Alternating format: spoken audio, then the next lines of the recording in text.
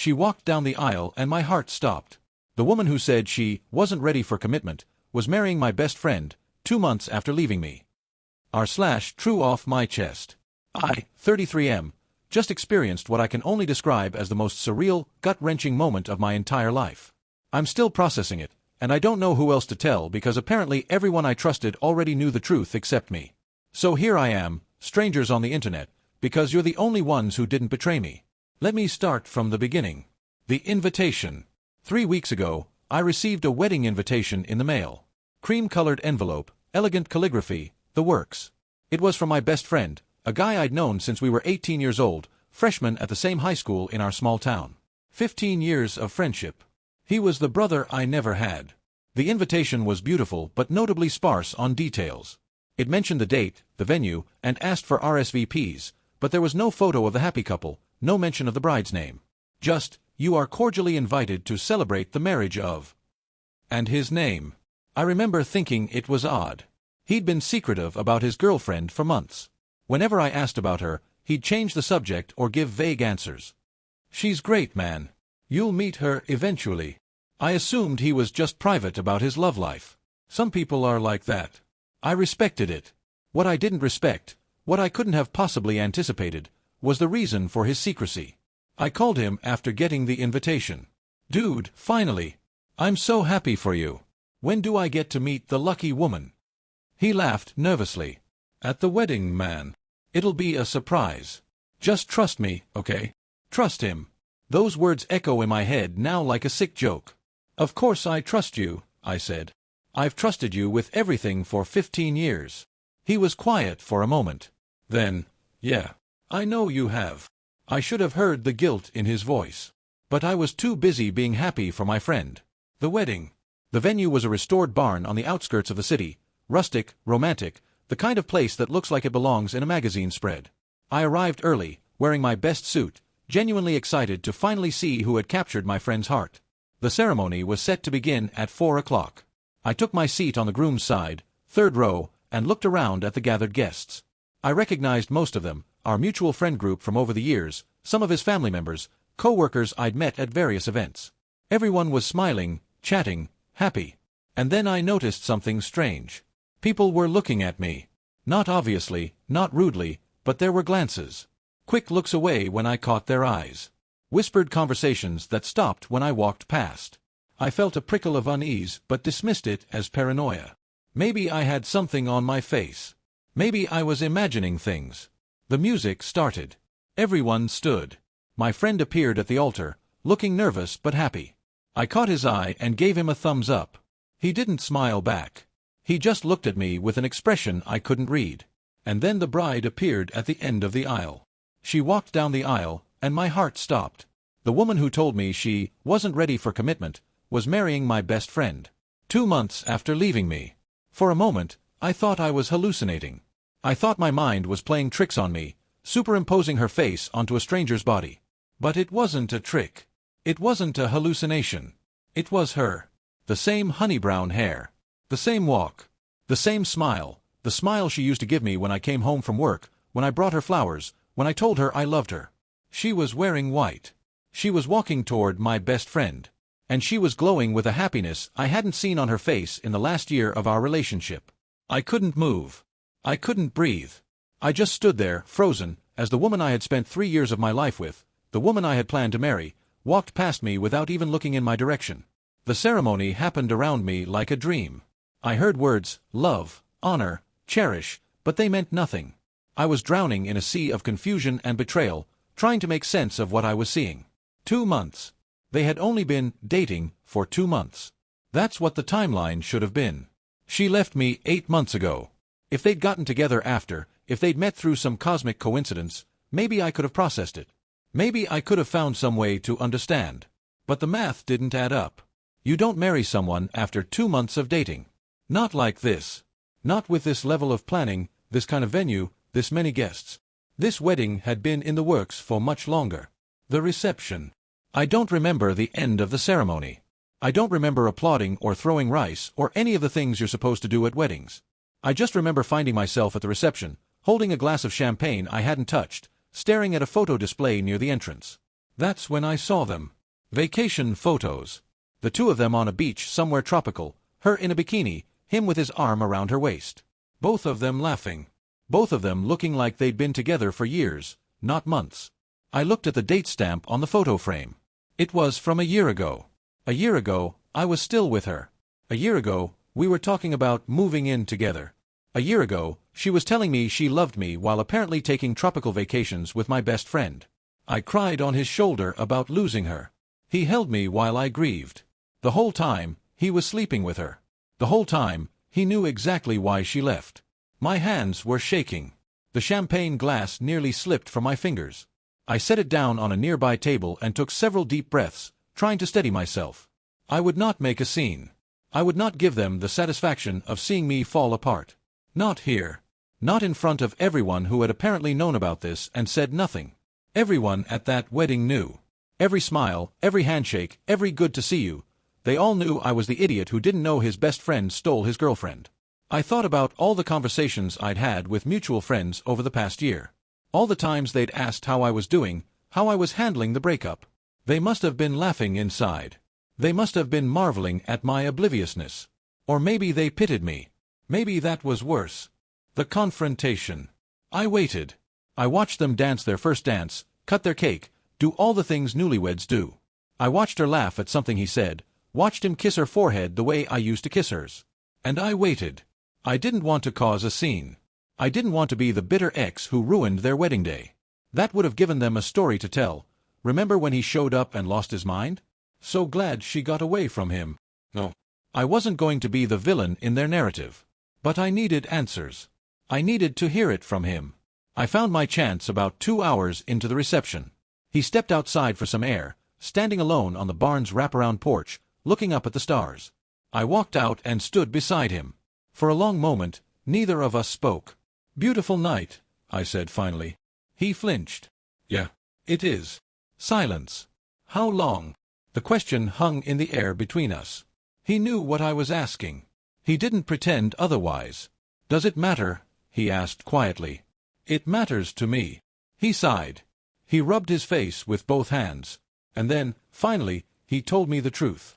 "About a year and a half. It started at your birthday party. The one at your apartment." My birthday party. I had thrown a small gathering for my 32nd birthday. She had been there, of course. My girlfriend. And so had he. My best friend.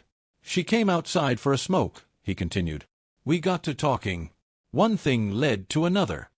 "At my birthday party," I repeated, my voice flat. I know how it sounds. We didn't plan it, it just happened. And then it kept happening. For a year and a half. Yes. While I was with her. While I was talking about marrying her. While I was asking you for advice about proposing." He couldn't meet my eyes. Yes. I remembered those conversations. I had asked him to help me pick out a ring. I had asked him what kind of proposal she might like. He had sat there, offering suggestions, pretending to be supportive, knowing the whole time that she was already his. "And when she broke up with me," I said slowly, "when she told me she needed to find herself, that she wasn't ready for commitment. That was for me," he admitted. "She left you for me. She said she needed to find herself. She found herself in his bed. For a year. While telling me she loved me." I nodded slowly. The anger I expected to feel wasn't there. Not yet. It was buried under something heavier, a bone-deep exhaustion, a profound disappointment that seemed to crush my chest. "And when I came to you after the breakup," I said, "when I cried on your shoulder, when I asked you what I did wrong, when I begged you to help me understand why she left." "I know." His voice cracked. "I know what I did. I'm not proud of it." "You held me," I said. "You told me it wasn't my fault. You told me she didn't deserve me. You told me I'd find someone better." I didn't know what else to say. "You could have told me the truth. You could have been honest. I would have been hurt, but I would have understood eventually. Instead, you made me a fool. You let me cry to you about losing her while you were the one taking her. That's not love, that's cowardice." He finally looked at me. There were tears in his eyes. "I loved her. I love her. I know that doesn't excuse it, but—" "You're right. It doesn't." I turned to face him fully. This man I had known for 15 years. This man I had trusted with my secrets, my fears, my hopes. This man who had been the closest thing I had to a brother. 15 years of friendship, I said. I was going to be your best man someday. Instead, I was the punchline to a joke everyone was in on except me. It wasn't like that. It was exactly like that. Every person at this wedding knew. They all knew, and they all watched me walk in here like a lamb to slaughter. You could have uninvited me. You could have warned me. You could have done literally anything except let me show up and find out like this. He opened his mouth to respond, but I held up my hand. I hope she was worth 15 years of friendship. Because you'll never get them back. I didn't wait for his response. I turned and walked back inside, grabbed my jacket from the coat check, and walked out the front door. I didn't say goodbye to anyone. I didn't look back. I drove home in silence, my mind completely blank. And when I got to my apartment, I sat in my car for an hour, staring at nothing, trying to process the fact that my entire life had been built on lies. Update 1. 1 week later. I blocked both of them on everything. Social media, phone, email. I couldn't bear to see their posts, their photos, their #blessed #newlyweds content. I needed a clean break. My phone blew up with messages from mutual friends. Some were apologetic, we wanted to tell you, but we didn't know how. Some were defensive, it wasn't our place to get involved. Some were angry at me, you didn't have to leave like that. You made things awkward. I made things awkward. Right. I was the one who made things awkward by not gracefully accepting the discovery that my best friend had been sleeping with my girlfriend for a year and a half. I blocked most of them too. The ones who reached out with genuine remorse, who admitted they should have told me, who apologized without making excuses, I kept those lines of communication open. But they were few. Very few. My best friend, my former best friend, sent messages through any channel he could find. Long, rambling apologies. Explanations that explained nothing. Pleas for forgiveness. I never meant to hurt you. You never meant to get caught. You're my best friend. You always will be. Best friends don't steal your girlfriend and then let you cry on their shoulder about it. Please don't throw away 15 years over this. I didn't throw away anything. You did. I deleted every message without reading them fully. There was nothing he could say that would change what he'd done. She reached out too. Through a burner email, since I'd blocked her everywhere else. I know you're angry, she wrote. I know you feel betrayed. But I need you to understand, what he and I have is real. It's love. I'm sorry you got hurt in the process, but I couldn't help how I felt. Sometimes these things just happen. Sometimes these things just happen. Like it was a weather event. Like falling in love with your boyfriend's best friend while still in the relationship was an act of God, completely outside her control. I didn't respond. There was no point. She had constructed a narrative where she was the hero of her own love story, and I was just collateral damage. Nothing I said would change her mind. Update 2. 1 month later. I started therapy. It wasn't just about the betrayal, though that was certainly the catalyst. It was about everything. My tendency to trust too easily, my inability to see red flags, my habit of giving people the benefit of the doubt even when they didn't deserve it. My therapist helped me see that the signs had been there all along. Her growing distance in the last year of our relationship. His sudden unavailability for hangouts. The way they both seemed nervous whenever all three of us were in the same room. I had seen these things. I had noticed them. But I had explained them away because I couldn't imagine the people I loved would ever hurt me like this. You're not naive, my therapist told me. You're trusting. There's a difference. Trusting people is not a character flaw.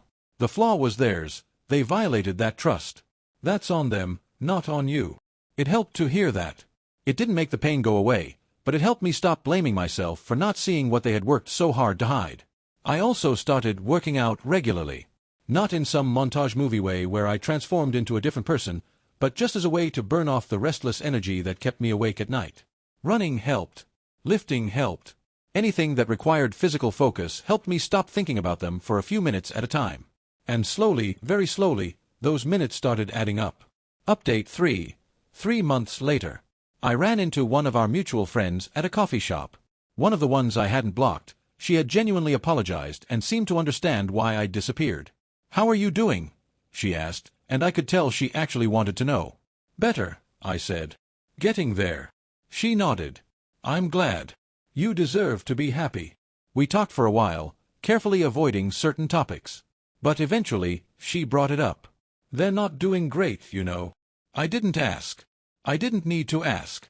But she told me anyway. Apparently, the honeymoon period hadn't lasted long. Within weeks of the wedding, they were already fighting. She found his relationship with his female co-worker suspicious. He felt like she was constantly checking his phone, monitoring his whereabouts, demanding to know where he was at all times. "She's terrified he's going to do to her what they did to you," my friend said. And honestly, he probably will. Once a cheater, always a cheater. I didn't feel the satisfaction I expected to feel. I just felt tired. "That's their problem now," I said. "Not mine." And I meant it. Update 4. 8 months later. I met someone. Her name isn't important for this story, but what is important is how different this relationship feels. There are no secrets, no hidden conversations, no nervous glances when certain topics come up. She knows about my past, about what happened, and she's never made me feel foolish for trusting the wrong people. "They were the ones who did something wrong," she told me. "Not you. Never you. I'm taking things slow. I'm being careful.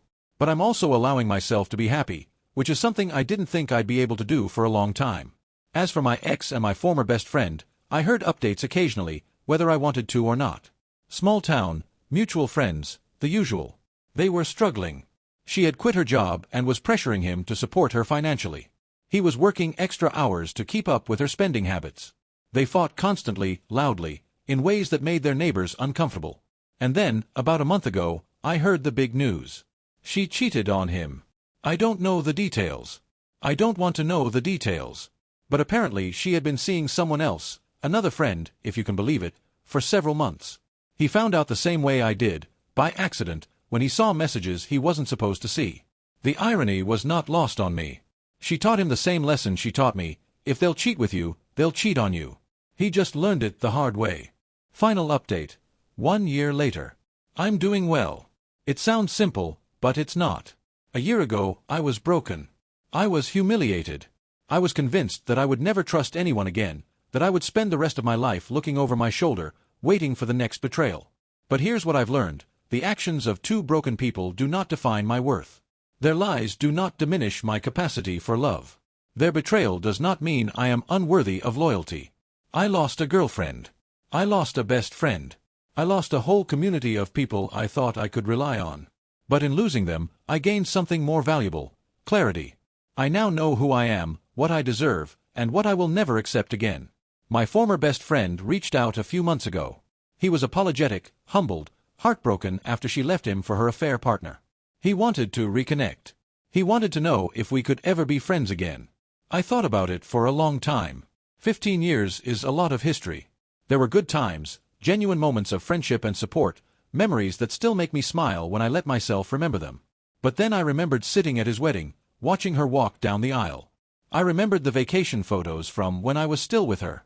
I remembered crying on his shoulder while he held the knife behind his back. Some betrayals are too deep to forgive. Some bridges, once burned, cannot be rebuilt. I didn't respond to his message. There was nothing to say. I heard from another mutual friend that he's struggling. The divorce was messy and expensive. He lost the house and most of his savings. She got everything, just like she got everything from me. He's living in a small apartment now, working the same job, but without the friends he alienated and the life he threw away. I don't feel satisfaction about this. I don't feel vindicated. I just feel nothing. He made his choices, and he's living with the consequences. That's not karma. That's just cause and effect. As for me, I'm in a good relationship with someone who respects me. I have new friends who value loyalty and honesty. I have a therapist who's helped me process the trauma and move forward. I have a life that, while different from the one I imagined, is authentic and real. She once told me she needed to find herself. I think, in a twisted way, she helped me find myself instead. I learned that I could survive betrayal. I learned that my worth doesn't depend on how others treat me. I learned that walking away with dignity is always better than staying to fight in the mud. They thought they won. They thought they got away with it. But here's the truth they'll never understand. You can't build happiness on a foundation of lies. Whatever they thought they were gaining by being together, they were always going to lose it the same way they got it. And me? I walked away with something they can never take: my integrity, my self-respect, My ability to look at myself in the mirror and know that I never betrayed anyone who trusted me. That's worth more than any relationship. That's worth more than any friendship. That's worth everything. TLDR, went to my best friend's wedding. The bride was my ex-girlfriend who broke up with me claiming she needed to be alone. Discovered they'd been having an affair for over a year while I was still with her. Confronted him privately, left with dignity, cut them both out of my life. A year later, she cheated on him too. Edit. Thank you all for the support and messages. To answer some common questions. No, I don't plan to ever reconnect with either of them. No, I don't feel guilty about cutting off mutual friends who knew. And yes, I'm genuinely happy now. Sometimes the trash takes itself out. You just have to let it go. Here's what I learned about betrayal. You can't build happiness on a foundation of lies.